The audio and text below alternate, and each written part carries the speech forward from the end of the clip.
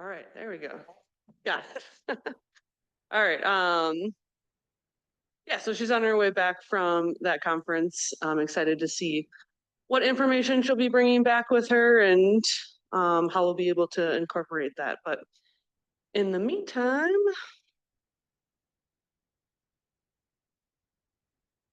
you know what? I'm just gonna do this.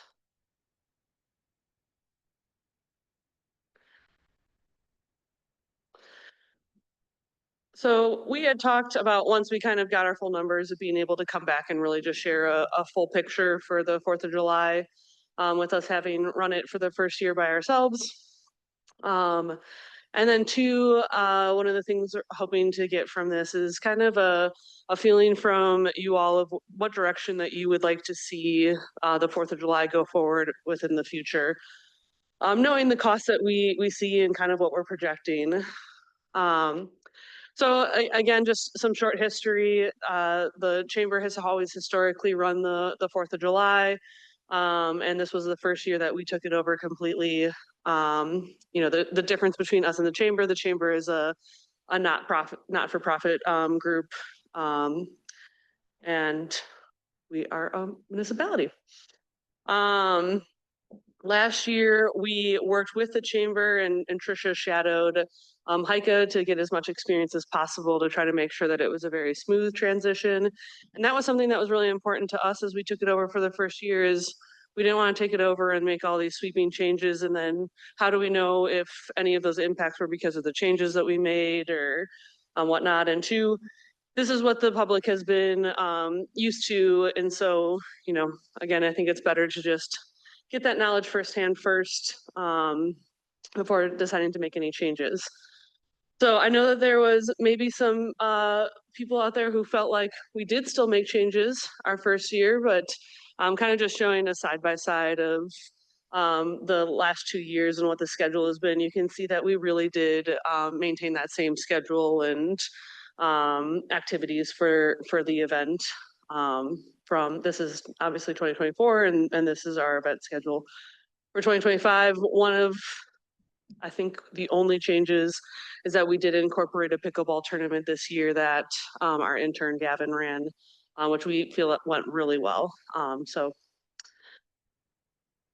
when looking at the budget numbers that we had gotten and what we had budgeted and what we saw as actuals, some of this I think we would attribute to just the rising costs of some items. Two, I just don't know if we had maybe all the full numbers at the time, just because, again, some of these were quite off, and we were kind of just doing it best off of the information that we had. So this is ultimately, again, this is what the chamber had budgeted. This is what we budgeted for 2025. And then this is our actual expenditures and revenues. Can I get rid of this?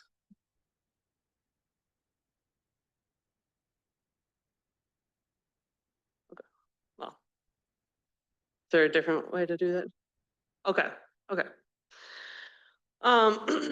So the biggest areas that we saw the difference was one of the band contracts had gone up this year. I don't know if that was something that was in previous discussions, but was something that we had not accounted for. And then that profits share that we had done, that was not something that, and that's on me. I did not budget for that.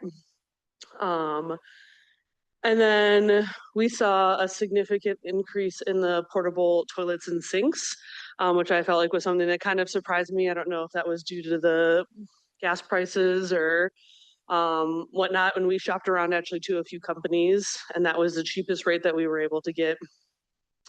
And then we saw an increase in the fencing and bar as well. That, again, not totally sure of why such an increase, but that was the true cost, and that is what is needed for the event. And then we decided, by processing credit cards, which did help us significantly with not like handling as much cash. We did eat credit card fees this year, so that was not something that we had budgeted for. That was a true cost for us. The fireworks had gone up a little bit, and then we saw a decrease in vendor fees. So this is a revenue that we had projected that we would get 8,000 in, and we were under. We are still missing from one vendor. We don't expect it to be something significant, and are talking with that vendor and that they're already 3 weeks past when they were supposed to have their stuff to us. So we are looking at making some changes next year to how we handle vendor fees that we believe will speed up the process of when we can get all those reconciliations. The biggest takeaways that I kind of already mentioned was the increase of cost of service, the loss in some sponsorship. So as many of you know who've been on the board for a number of years, the village historically was always the fireworks sponsor. That's a $12,000 sponsorship that the event lost. And we didn't have another group that came in and said, we want to be the fireworks sponsor. It is something that we are looking for in 2026 is to add fireworks sponsorships and see if that's something. Didn't account for that in the revenue that will be projected later, just because again, I'm just not sure. I don't want to guarantee and say, yeah, we're going to bring in $12,000 more, and then we don't bring in $12,000 more, and we're in a similar situation. So the Village of Windsor pulled their sponsorship, and I know that we had some others. When looking back through the historical data, the actual list of sponsorships was never provided to us, so we can't see exactly, but I just know from looking at past shirts and stuff like that, there are definitely sponsors that did not follow over when we ended up taking over. And then some of the limitations, so I kind of talked about it a little bit last meeting as well when we did the check presentation. So since we are not a not-for-profit, we are not allowed to get a picnic license. And so if we were to operate the beer tent ourselves, we would have to have all of the people working in the beer tent would have to be village staff. And so then we would be paying them hourly wages, overtime wages, and holiday wages. Also trying to find 20 plus employees over a holiday for 2 days. No, thank you.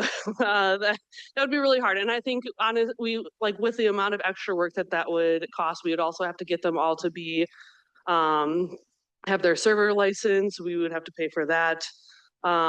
We would be coming up with a similar expense for those wages. The Lions Club can do it? The Lions Club, so since they are also a not-for-profit, they're allowed to get a picnic license. Okay.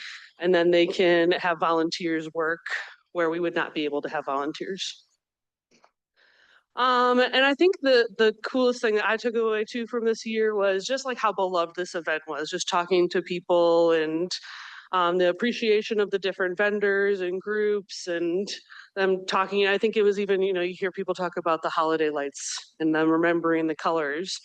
People are talking about how they remember there used to be a volleyball tournament and softball tournament and all this stuff. So it truly is. And I think you see that too by having over 18,000 people that come for the fireworks to a town that isn't even 18,000 people. So it definitely is a beloved event. We still have almost 5,000 people here on the 4th, which feels very quiet compared to the day before, but that's still a lot of people. If I held a different event here and I had almost 5,000 people, I think I'd be jumping up and down for joy for the amount of people that came to that. And that this continues just to be a placemaking event. So going over some of the staffing, this isn't necessarily apples to apples. And talking with the chief, historically, the PD has always provided staffing for the 4th of July. There's been no additional cost to the chamber for that. And they provided it here as well. But they did have how they did their scheduling change between 2024 and 2025. So again, if we brought up those numbers, it wouldn't really be a comparable because there were other factors that also changed. I think the biggest change from our side was just the involvement of the parks crew. So historically, they have helped the chamber just by bringing, like snow fencing over and, maybe picnic tables, small things here and there, where this year they were much more involved of helping make sure that we had our tents up and other picnic tables, the snow fencing still, if there was any markings or anything that we needed. And then we did have 2 hourly public service crew that came in to help with park cleanup in the morning and then in the evening. And then we had 2 part-time employees that helped work also over those days, along with the 5 salaried employees. So looking at kind of the options going forward, we put together 3 different options. Option 1 would be maintaining the exact same schedule as what we have done we did this year and what has been done historically. Option 2 would be, next year the 4th of July is on a Saturday. Do we want to try to bring in a larger band later in the evening to see if that's going to draw more people in? But that means a significant expense for trying to bring in a larger band. And then option 3 is maintaining the same schedule, but trying to hire additional entertainment on the 4th. Examples could be like a lumberjack show or a Cirque du Soleil kind of, something to get families in where they would want to stay in the park and do stuff, but we would still end at the same time knowing that there are other area communities that are hosting fireworks that evening. So looking at the 3 options, you can see from option 1, maintaining the same, we are having a projected outcome of a loss. But if you look at our events holistically, we are actually still coming out even, if not a little ahead for our events. And so there are just some parts of this event that we just can't get away from those expenses. 1, we can't guarantee what the beer sales is going to be every year. It rains the whole year. We still have the expense of the tents. We still have the expense of the bands and the fireworks. So there are just pieces of this event that no matter what, will have those expenses. And the piece that we are hoping to try to encourage is how many people we can get down there and sales that we can bring in additional revenue. And then 2, hopefully we start to get more sponsorship with people having faith in us running the event. And I think for our first year, getting almost $18,000 in sponsorship is really good, especially for a community of our size. There are only so many people that you can tap to get money from, that many organizations are tapping in the same community. So there is a projected loss there. And then going into the other 2, so kept that basically it's the same amount of expenditures for both. It's just how that expenditure is being allocated towards whether it's the additional entertainment or the band. So, and again, none of it guarantees that we're bringing more people into the park. So some of the additional entertainment ideas that Trisha and I have been doing research on is, which we've gotten quotes so far, they range between the $6,500 to $10,000. There are courses surplus charging for there being a holiday. And 2, some of it is, how much of that entertainment do we want? So the bags tournament, lumberjack show, petting zoo. And then 2, I think this is something that we're looking at either way, would be to add some other paid activities that people could do, like some small bumper cars, the walking water balls that people would have to, pay for tickets to be able to participate in that. So then that wouldn't be an additional expense on us. It would be something that the community would pay for. Our recommendation, if we're kind of looking forward to next year, would be, and if we wanted to grow the event on the 4th to try to get some more people, would be to go with option 3, try to get some additional entertainment earlier in the day on the 4th, try to keep people down here, spending money at the vendors, getting beer tickets, enjoying the park, and ending at the same time as years previous. Our second option. If it wasn't, would be to maintain the same schedule as we've done historically in years past. If it wasn't something that we were concerned about trying to bring more people in. And then I think two is just something for us to continue to watch, like, do we continue to see smaller attendance on the 4th? And we look to actually end the event earlier, because is it useful to have our staffing and, the vendors, they don't want to stay open if there aren't people in the park. So those are kind of the things. I'm happy to go back to any slides and answer any questions that anyone might have. Okay, a couple of things. I'll start. Then you have a question. So, two ideas that came from the village or from people, residents. One was, have we ever considered getting a small carnival to come in rather than the bouncy houses and that kind of thing? And their thought was it wouldn't be a charge. I know Columbus does that. And I think there are a couple of other communities that I've seen that do it. That was one idea. The other idea, and I heard it from a lot of people, is we always came after the parade for chicken. And I understand why we didn't have chicken this time, but a lot of people want someone to provide chicken. And then we'll move to other questions, but I do have two businesses that ask how they could get more involved. And I think we maybe could get at least a sponsorship for the fireworks. So. Oh, great. Wonderful. Yeah, please connect them to us. Is she? Reese, I just had two questions for you.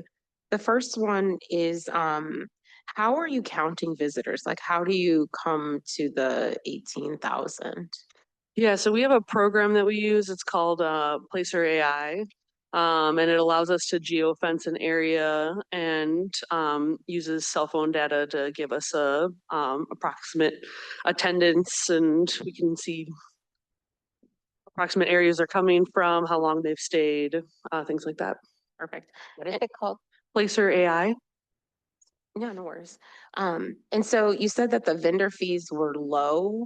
Why? Were there not a lot of vendors, or did we charge them differently to have a table, or like how do we engage with the vendors? Yeah, so we did not change anything from how we charge the vendors this year to how the chamber has charged them in the past. The Lions Club was a vendor that ended up not, they didn't do the chicken dinner, so that was someone that would have given revenue that we lost. Also the wrestling, I believe it was the wrestling club. They normally did pulled pork sandwiches. They also did not do sandwiches this year, so we were down at least two vendors. And the vendors that we talked to that were returning said that they felt like the 4th was a little slower this year, and even the 3rd, and it was extremely hot both of those days. It was a little slower than what they felt historically. I think when we looked at Placer, because we can look at historical data as well, we were down a few hundred people from the previous years. But so those are kind of what our thoughts are of why, but we don't know for sure. Okay. And as it pertains to option 1, 2, and 3, I am looking towards option 1 just because last year was the first year. It was kind of like a pilot. So to change something wouldn't give us the tangible data that we need to know if this option is viable and we can actually have increased revenues before we start adding more things to ultimately decrease the revenues that we may or may not have already. Mhm. Jim. I guess to speak about one thing that was brought up as far as like having I'll say a carnival or a circus. I do remember there being a circus downtown or here at one point. It used to be. It was an off night or not the 4th at least, but I would think if we would do that, it would probably be difficult to do that at the same time as at the 4th. It'd probably be a different month or whatever, but as far as the 4th goes, looking at the options and hearing that the 4th is on a Saturday this next year, I would be open to having it grow more on Saturday, but to me, my caution by not having a fireworks show on the 4th, I think we lose a lot of people that they may go to somewhere else for fireworks. And an idea that I have is maybe we don't hire like a band, but maybe we look at a smaller scale band or even a DJ just to have the beer tent running longer or something. That's all I had. Thank you. Jen? Um, another thing too, with the 4th being on a Saturday, I think you might have families going out of town. And of course, there's getting to the 4th in other venues that have the fireworks. So that, and also for the reasons that Tisidra had mentioned, I would actually be opting for option 1. Okay. Other comments? The other thing that I did hear was it was expensive to feed a family down here this year, and I didn't look at prices, but I did get one of the, what are they called, acai bowls? Acai.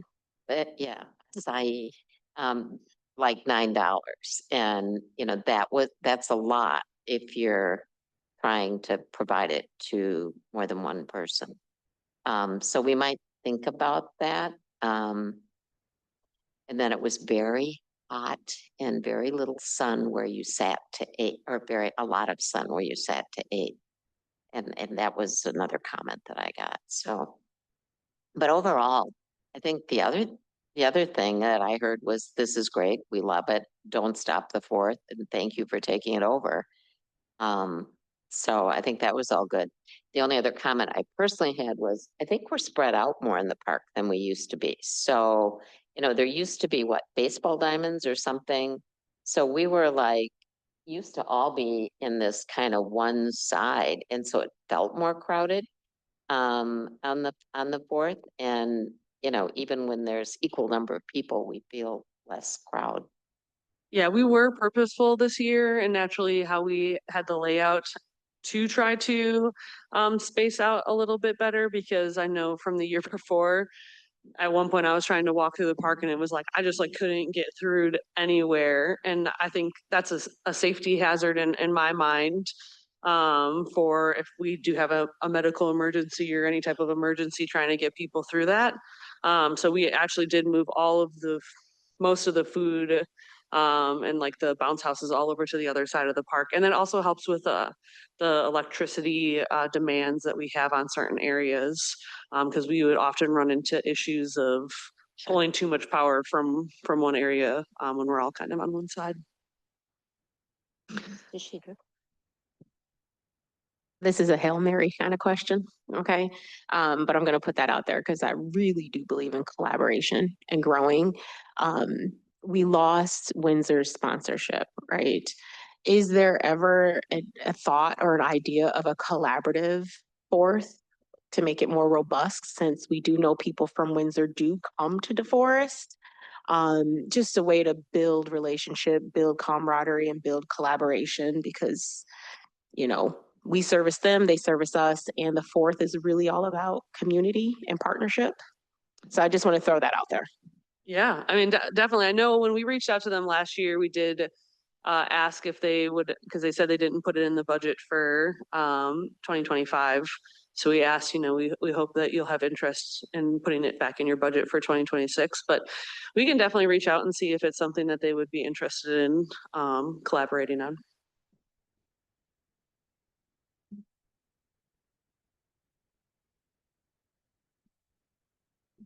Okay.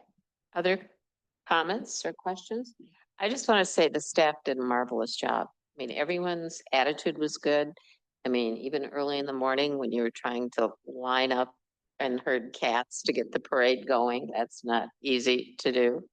But I thought you guys did a really good job. And other than, I heard people say they wanted floats in the parade. I think, that's always well attended. There were some older people who called and then stopped me at church and said, we always had floats in the parade. Why don't we have floats in the parade? Why can't someone sponsor them? And I went, oh, Well, we'll put that on the list, so. Yeah. No, I think, if anything, we all know Trisha has been an amazing hire for us and, has done just a fantastic job. So we're, happy to have her and hope to continue to grow that. Yes, Bill. So as it relates to the Fourth of July and all of our other events, one of the objectives of kind of bringing the program together per se on special events is that if you have comments on other events also, we're happy to take that as we build out again, the program overall, right? So annually, what type of events, what can we bring to the community, et cetera? Thank you. It's a good idea. All right.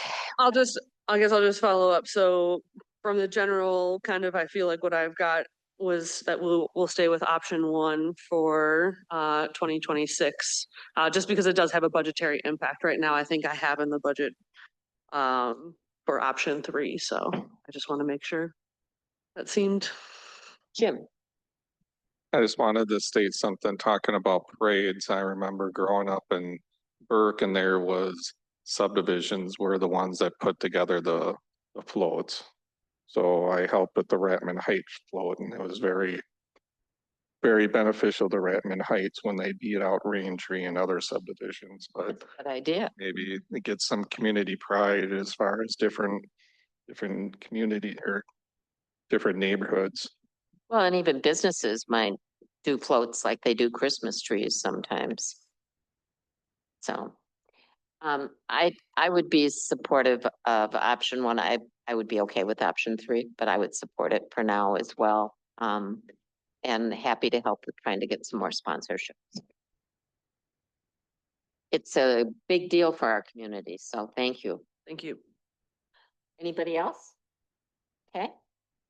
If not, we will move on to presentation by Municipal Code Enforcement LLC. So as we've been talking about budget, particularly relating to the community development department, we talked a little bit about having a third-party code enforcement come in and help out with some of our enforcement needs. So Allison Schwark from Municipal Code Enforcement is coming to talk a little bit about the work that they do and the communities that they serve. You know, she's sleeveless. You might be freezing in here. It could be cold. I'm okay. Thank you. Perfect. Thank you so much. Thanks for being here. Thanks for having me. All right.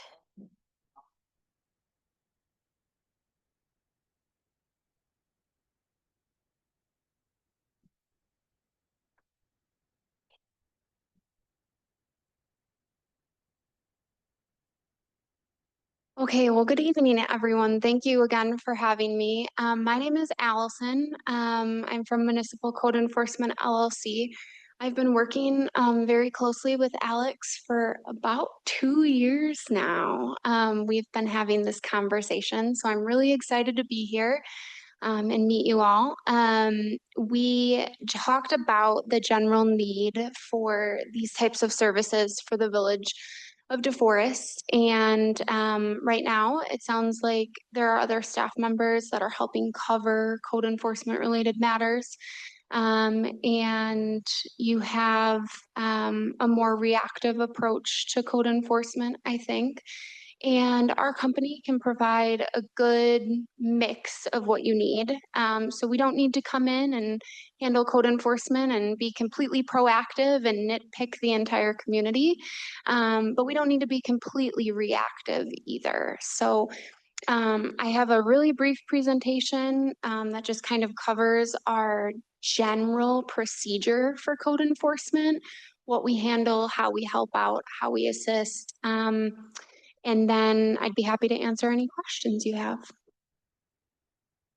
So most of you probably know what code enforcement is, but it is the process that ensures your compliance with your municipal ordinances. So we will come in and anything that's in your municipal ordinances, we will try and help enforce. So if you have an ordinance on weeds and tall grass, we'll try and help enforce that. If you have an ordinance on the number of animals and we have a situation where they're over that amount of animals, we can try and help enforce that. If you have a noise complaint or an odor complaint and you have an ordinance that specifies the noise requirements in your village, we can help enforce that. So our first step in the process is our inspection process. So we come out into your community, whether we receive a complaint or we've been directed by staff to monitor the community for violations. And if it is a complaint, for example, we will go out to that property, take a look at what's going on and determine if the complaint is valid, and figure out what's going on with that property. After we identify that violation, we will then take inspection photos while we're out on site of the violations that the complainant let us know about. After we take those inspection photos, we draft what we call a violation notice or a corrective order. And we first send an initial notice, and I'll get into that shortly. But we would send a notification out to the property owner and or occupant if it's a rental. Some municipalities like us to send a copy to the current occupant and one to the current property owner. So we do that, and in that letter, it gives the date that we inspected the property. It tells them the municipal ordinances they're in violation of, and then it gives them a deadline to come into compliance. It also shows those violation photos that we took, so they have an idea of what we're talking about. That goes out to that property owner, and after that, we come back and we check for compliance. Deadline comes up, we come right back out. We recheck that property to determine if they've done what we've asked them to do and come into compliance. We're hopeful that they have, but if they haven't, then we would start that process over again by sending a final notice.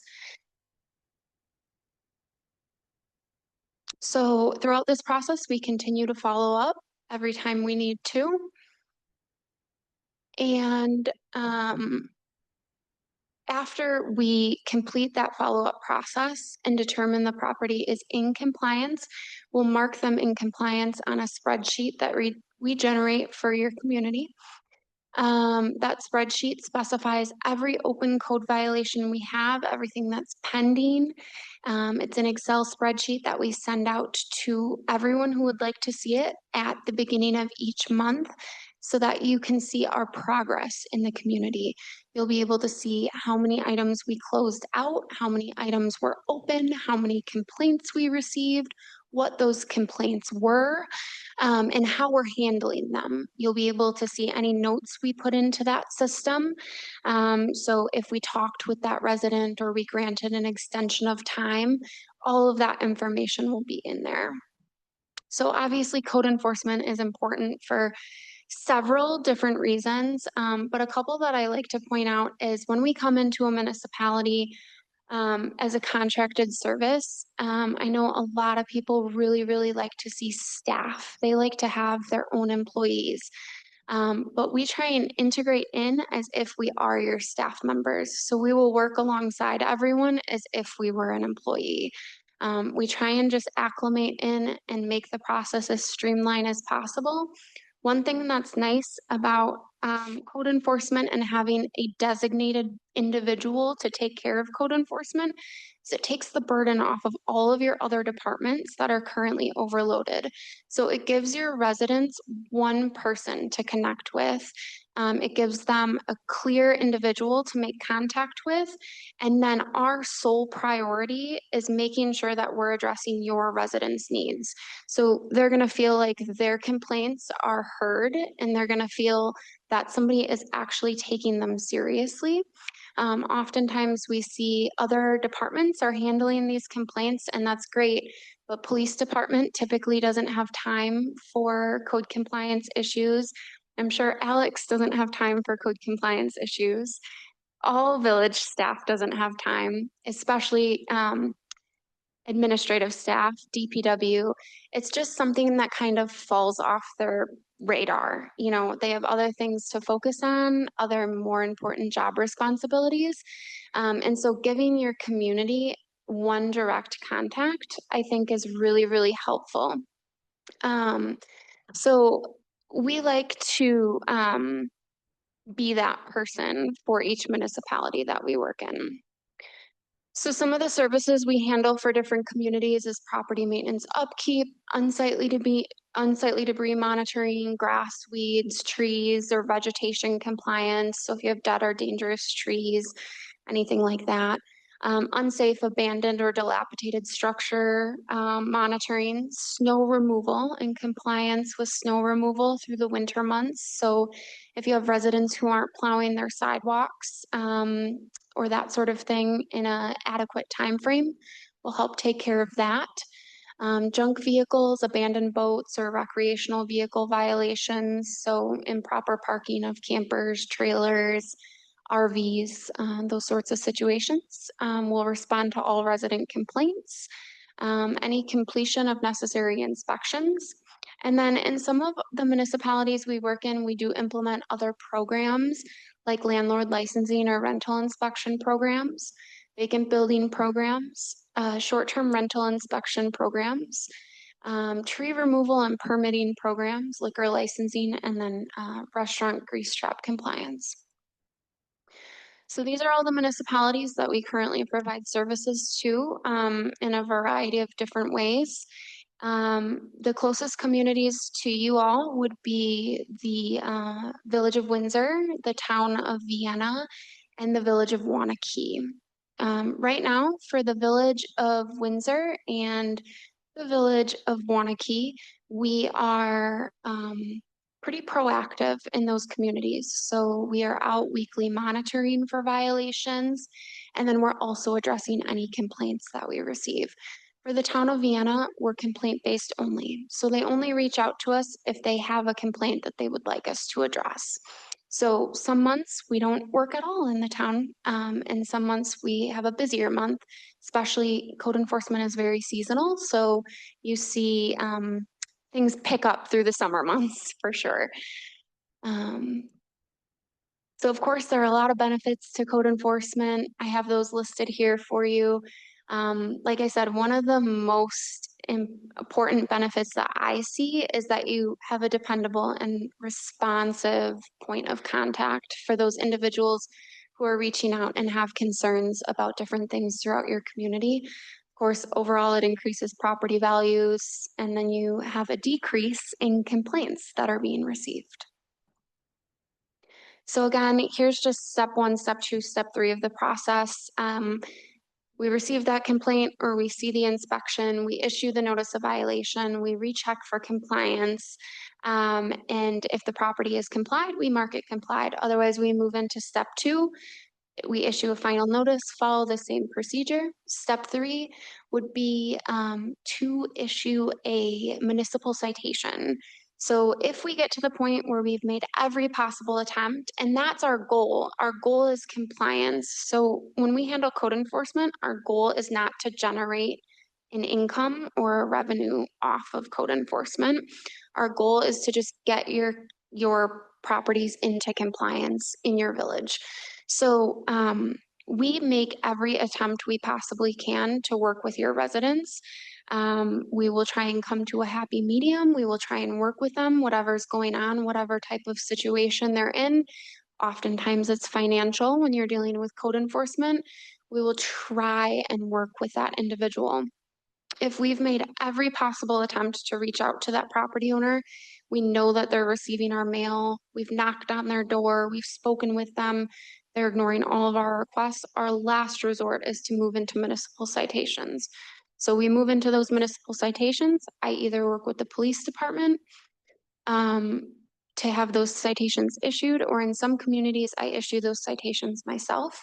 And then from there, I would attend all the applicable court dates necessary and continue the process and see it through to the end. So when I start in a new community, The first couple of months is really to try and review all of your ordinances. If there's any that are extremely outdated and in dire need of being updated, we kind of take a look at that. We'll give our recommendations, or if there's an ordinance section that you'd really like to see put into place that you don't have, we can talk about that. We assist with that on an as needed basis. And then the first few months, we just get really familiar with your community and kind of create this whole new code enforcement system, trial and error in each community, right? So we find out what you all like, what you don't like, what you want us to do differently, how you'd like us to submit things to you. And then the rest of the year, we just work towards compliance on all of your outstanding code enforcement issues. And then, of course, there's always a need for more advanced projects. We can kind of go down that road as well. I'm not sure if you're in need of any of those different programs that I mentioned earlier, but if you were, later in the year, we would discuss implementing those too. So I'm happy to answer any questions. Well, thank you, Allison. Yeah. I would entertain any questions people have. Yeah, Tashidra. Thank you so much for coming, and that was a really great presentation. I do have a couple questions about some of the information just because I wasn't able to get it all. With the reporting and the frequency of reporting, how does that work? Absolutely. So reporting to the community, specifically to like the village board, for example, typically I provide a monthly report so that you can review that. If you're looking for something more frequent, I can do that too. I'm very flexible with my process. So like I said, I kind of like to integrate myself in to your current processes and go from there. In terms of our reporting, we're continuously updating our spreadsheet. Our spreadsheet is a live document on our end. And I typically share that document in live form with somebody who works in the village, who would be my like main point of contact. For example, Alex. I would probably report to Alex, and so he would probably have access to our spreadsheet at all times, and he would be able to see it in live form. I would also provide that to any other administrative staff who needs to see it in the event that they receive a phone call or have questions come, or somebody walks in and they need to answer those questions for them. Good to know. I like the continuity. My follow-up to that is with the reporting, does the report include or flag like repeat offenders or trends that you see or things that would help us govern more consistently and not be so capricious? Yeah, absolutely. For repeat offenders, which every community has a repeat offender or two or three.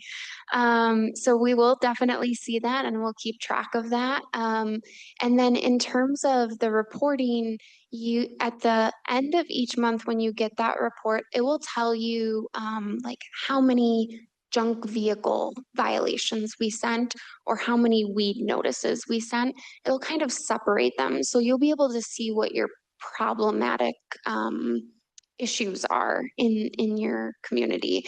You'll be able to know, okay, do we have a lot of dilapidated buildings or do we have a lot of weed and tall grass complaints? You'll be able to see it. Okay. This last question Yep. may be a little premature, but when you're talking about all your services, is it all inclusive? Is it a la carte? Or are there extra fees for extra things? So let's just say you identified an issue, you're working on that issue, but then it requires consistent and ongoing follow-up and different things of that nature. Just planting a seed, you really don't have to answer that right now, but that's one of the things that I was thinking about. Yeah, absolutely. And I can answer that for you. So I have drafted a sample contract for Alex, and we charge with an hourly rate. So we have one flat hourly rate. We have no escalated fees, no retainer, nothing like that. So we only charge for the time that we're working. We don't charge for travel time. We charge for the time that we're either here in your community out in the field or working from our office, creating those notice of violation letters or anything like that. And it doesn't matter if it's a trial, it doesn't matter if it's a night, holiday, weekend. If I get called in for an emergency situation, it's just going to be that same hourly rate. Thank you for that. Thanks, Bill. Hi, Allison. Thanks for the presentation. It was well done. Just a quick, couple questions about organizational structure. It looks like you guys are in a lot of communities, and particularly around here. Will you be the specific code enforcement officers just for the Village of DeForest, or is it shared amongst other villages? So I do split my time. I share my time between several different communities. However, I would be the Village of DeForest's main point of contact always. What I like to do is when we start in a community, I usually bring one other person alongside me. So you won't have a continuously different person here. You won't have a rotating staff member that is always different. You'll either see myself or one other person will be your two main points of contact. And you will always be able to come back to myself and one other person only. And then as far as records, I assume that you keep it's accessible to the village. Workspace, is it, is there a place in Village Hall here? You're gonna require to do work, or is that done all virtually, et cetera? Sure. So in terms of the records, yes, absolutely. We keep everything. As you know, everything's an open record. So every email that we generate, every document we generate, every inspection photo or extension request we receive, we keep everything. We use in all of our other communities a Google Drive. We give you all in the village access to our Google Drive so you can see everything in live form. If in the event we ceased services with the Village of DeForest, we would turn everything on that drive over to you. And then I think our contract specifies that we respond to open records requests within 10 days. And then in terms of office space, we don't really need any office space at all. Everything is done virtually. The only time we would ever need a space is if we have a resident who would specifically like to meet with us at Village Hall. In that event, I would need a meeting room or just a small space that I could meet with that resident. Great, thank you. Yep. Yes, Jan. First of all, Allison, thank you for your presentation. I thought it was very informative, lots of information, and you sound like your organization or your business is top notch.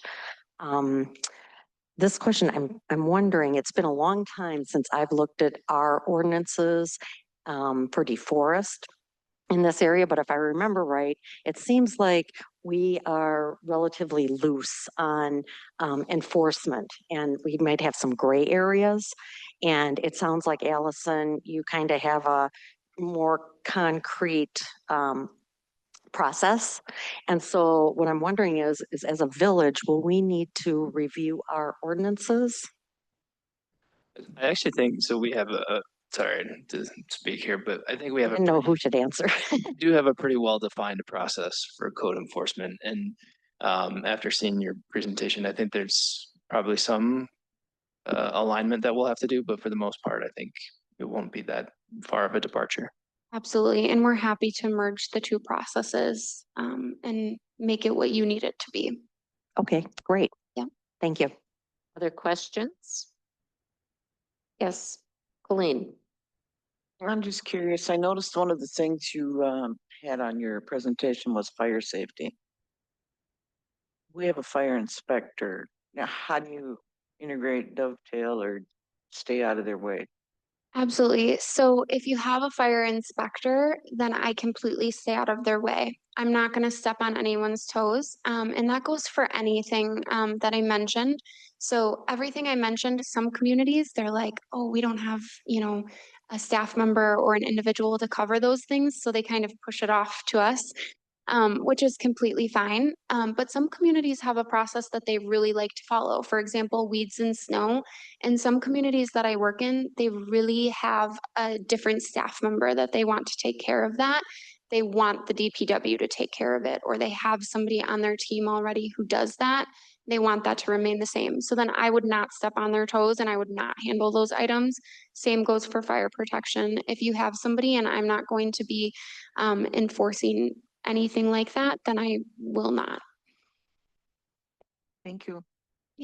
So can you tell us a little bit about the experience in your organization? Sure. So myself, I have been doing code enforcement for about 9 years now. I also do zoning administration in several communities. So I have some planning and zoning background as well. We have a great team behind us, a lot of our team members. So you notice that we're in several different communities. So we, of course, have to have a larger staff. We have about a staff of 30 right now, and that's great. A lot of those staff members are, behind the scenes. They keep us organized. They keep everything running smoothly the way that it should be, and they make sure that we are responding to things as fast, as efficiently as we possibly can.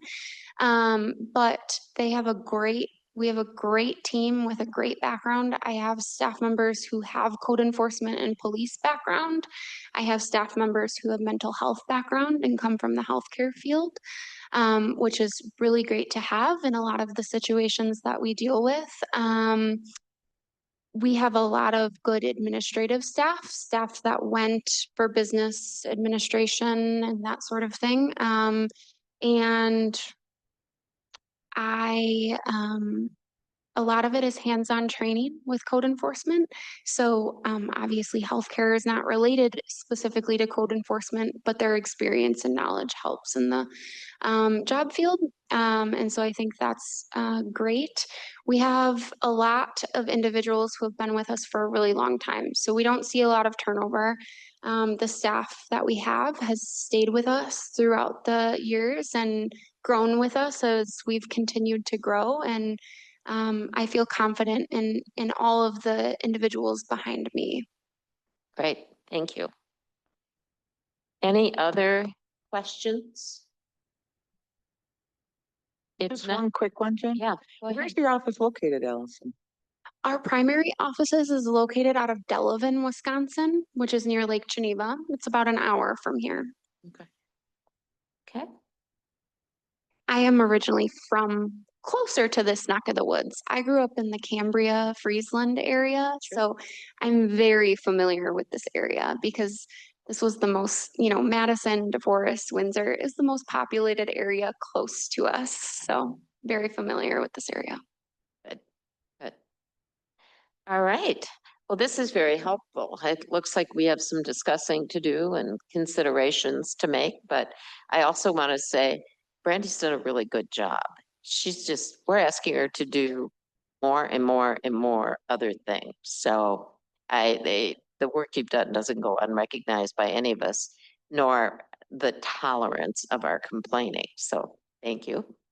Hopefully this is a way we might look at augmenting and creating a next level. So thank you. All right, if there are no other questions, we will move forward and do you have anything you need to add, Alex? All right, thank you. It's exciting. All right, we'll do some quick updates, then we'll take a break and come back in after 5 minutes for our regular village board meeting. So we're going to run through some quick updates. Bill Chang, administrative. Yes, speaking of code enforcement, Churchill condos, we continue to come to hopefully a resolution on that. Right now, they're out there doing final repairs on grading, stormwater, and we're hoping that they'll be substantially completed this week. And then secondly here, second budget meetings are coming up in about 2 weeks. So I'll be reaching out to you to see, check your availability. We should have those budget spreadsheets coming out soon.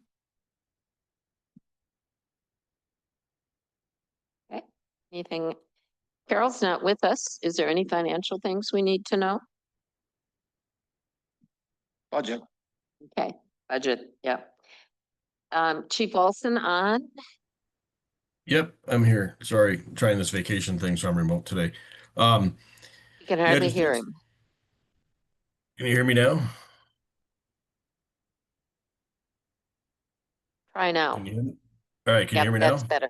Yep, Okay, thank you. sorry about that. Yeah, just a couple things. Thanks to everybody who was able to attend our National Night Out last week. It was a well-attended event. We appreciate your ongoing support with that. And I think that's actually that is it for tonight. Sorry. All right. It was a good night and we thank you guys for all the work you did and both the Chief Olson and the fire department. Public service update, Greg? I just have one for Highway V reconstruction project. Next Monday, we will be closing down Stevenson Street to Anderson Street on Highway V for about 3 to 4 days to install a sanitary sewer, and then we'll open it back up. And they'll continue working on storm sewer to the east towards 51. Hoping middle of October we'll start wrapping that project up, hopefully. But it's moving along. We got the intersection opened at Main Street and people can get around a little bit better. Thank you. Thank you. Community development, Alex? Just want to say that the Wisconsin Economic Development Association put out a press release this afternoon, I think, saying that the joint DeForest Windsor Small Business Grant was a finalist for the Community Economic Development Awards. They'll be announcing the winner next Thursday at their annual Fall Best Practices Conference. So hopefully we get that. Wonderful. Maybe they'll get another grant. That would be good. All right. 5.6 Administrative Services Update, Callie. Tuesday, we had the election. It ran very successfully. We did not see any issues at either polling location. The election will be certified on Monday, and at that time, Alicia Williams will resume trustee Landgraf's seat. Okay, thank you. Reese, Community Enrichment and Recreation. Yeah, we had Yahara River Fest on September 6th. That went really well. We had over 1,000 attendees again. We had the Trouts Unlimited came and did like a fly fishing exercise, and we had the fishing tournament again, which someone caught a 12-inch bass out of Sunfish Pond. So it was some really good fishing and really good activities for the day. And then you mentioned the Park and Connect that we have next Thursday. Just also wanted to mention we did extend the survey to go through till after next week's event. I think it either closes on Friday or Sunday of next week, so that we can start going over that with the Public Service Committee. Thank you. All right. If there is no other business to come before the Village Board work session, then we will entertain a motion to adjourn, take a 5-minute break, and then start our board meeting. Motion to adjourn. Is there a second? Second. We have a motion and a second. All those in favor signify by saying aye. Aye. Opposed? Motion carries. 5 minutes and we're back. Regular board meeting to order on Thursday, September 18th, 2025 at 6:07 p.m. That clock's fast. With that, I would ask Callie to note roll call. And I would ask Colleen to lead us in the pledge.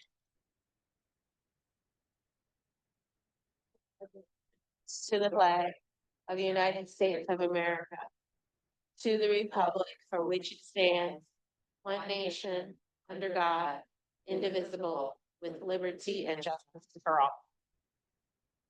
All right. I don't have any announcements at this meeting. Anybody else have an announcement? If not, I would entertain a motion to approve the consent agenda unless there is something people want separated out.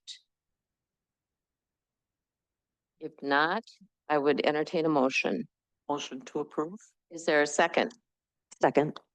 Motion and a second.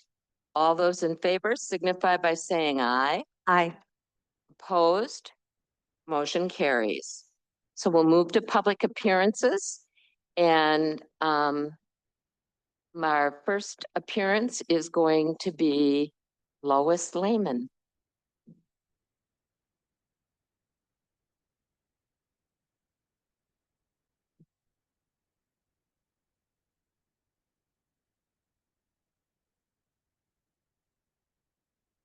No, thank you.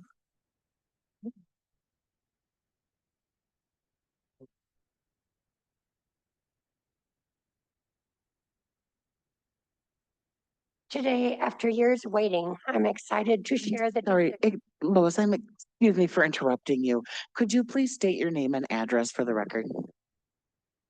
Lois Lehman, 212 Harvard Drive, DeForest. Thank you. Today, after years waiting, I'm excited to share the decision by the USDA Fish and Wildlife Service to add the monarch butterfly to the endangered species list. I'm skipping down to the third paragraph. Moving on to another animal, the coyote, that I continue to advocate for, from being labeled as a nuisance to one of ecological importance. But you don't have to take my word for it.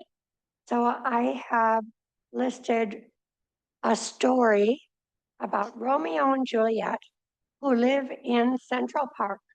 You can just Google this. It's a New York Times story, August 25th, and the advice of Dr. Chris Nagy, a wildlife biologist and co-founder of Gotham Coyotes. His advice, if you see a coyote, you don't have to call the police. My desire is that the Forest Board actively learn and share what you know about this important creature living in our community. What I especially worry about from a meeting you organized about 2 months ago, that children are afraid of coyotes. 2 suggestions to consider. Number 1, community policing at the bus stops where children board their school bus. I happened to be driving by one a couple of days ago, and there's a police car there monitoring that children are safe. And so I thought, wouldn't it be nice if they would get out of the vehicle and just be there for the children? Number 2, educational outreach via social media about the value of being in nature.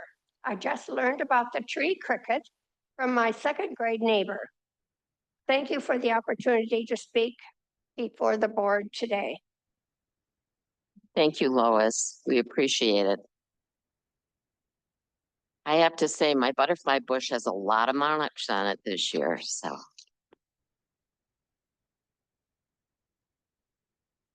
All right, Rebecca.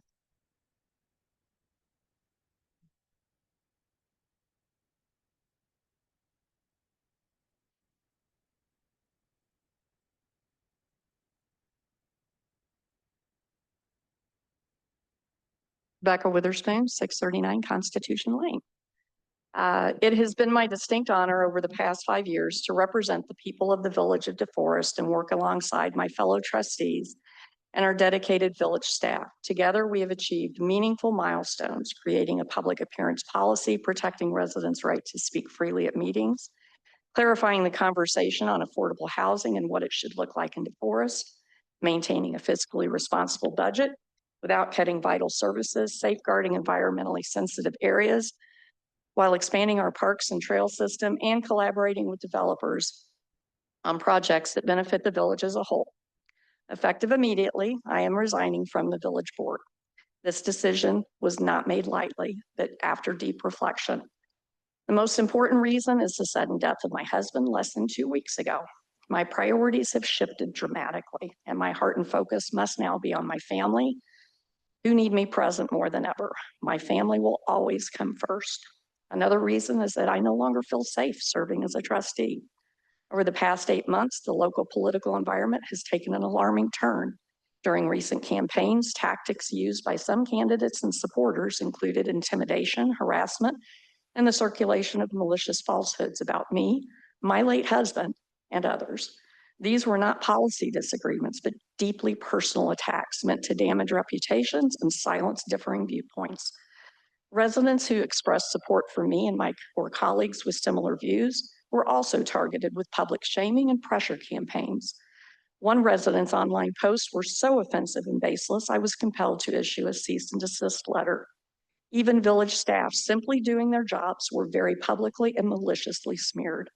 The cumulative effect created a hostile, volatile climate that led me to increase security at my home, something I never imagined necessary in DeForest. And seeing some in our community publicly celebrate recent political violence confirms I likely made the right decision. I'm equally troubled by the board's lack of leadership in addressing this hostility. Since the vote to remove fluoride from the municipal water supply, a decision I still believe was in our residents' best interest, rhetoric has only escalated. Yet those in leadership did not publicly denounce the personal attacks or urge their supporters to engage civilly. In some cases, public comments and media interviews even appeared to condone the conduct. This refusal to call out and acknowledge the harm sent a clear message about the new standards of public discourse now accepted in our community. Because of these factors, I no longer feel safe or able to serve effectively as a trustee. I remain deeply proud of what we've accomplished together and grateful to the many residents of DeForest who placed their trust in me. I sincerely hope this board and our community will find a way to return to respectful civil dialogue and focus on what truly matters, the well-being of DeForest and its people. Thank you. Thank you, Rebecca.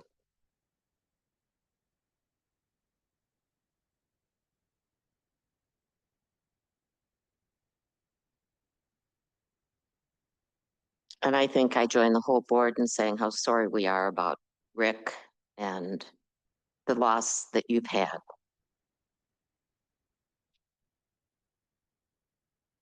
Thank you.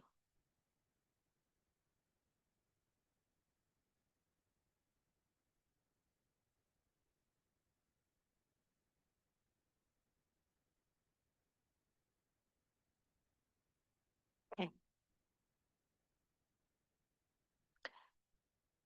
All right, we will move on with the agenda.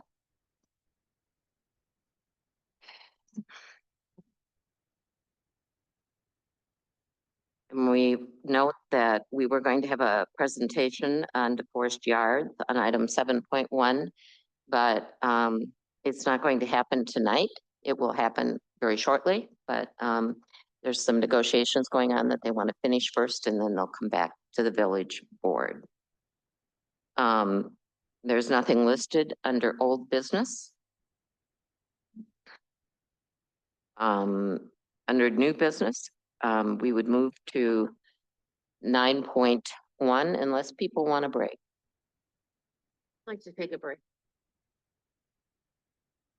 Jim? I want to question, even if any of these items are important to take up in the next week and a half. And I'd make a motion to take things out of order and take item 14 adjournment up at this point. I'll second. What, I didn't hear what you want to take up. I know. Who you want to adjourn? Can I speak? Of course, Brandy. I didn't know if it was, It's a non-debatable motion.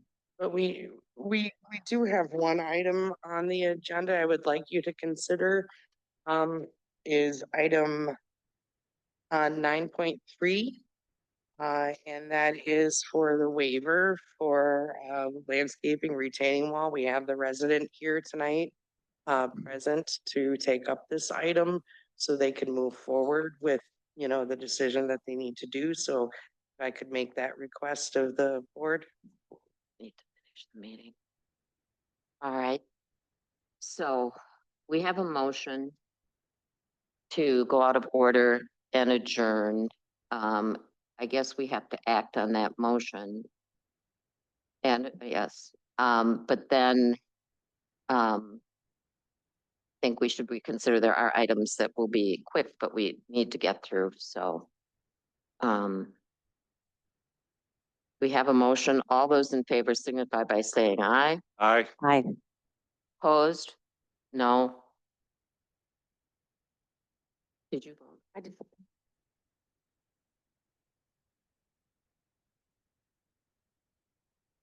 I'm sorry, my mic wasn't on. I want to abstain. We have 3 yeses, 2 nos, and an abstention. So with that,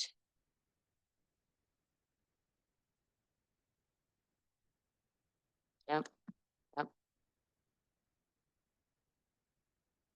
All right.